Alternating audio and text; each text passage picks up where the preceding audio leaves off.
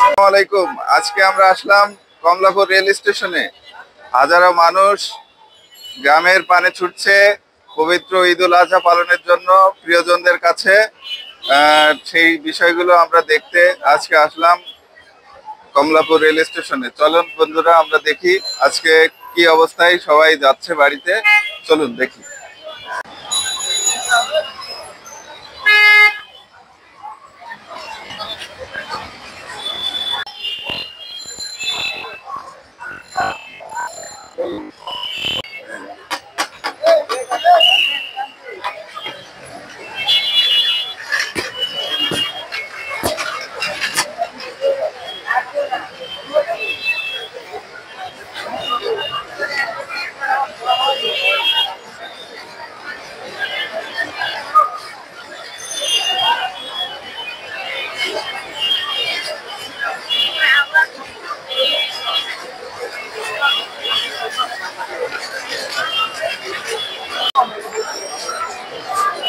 কোথায় যাবেন ভাই?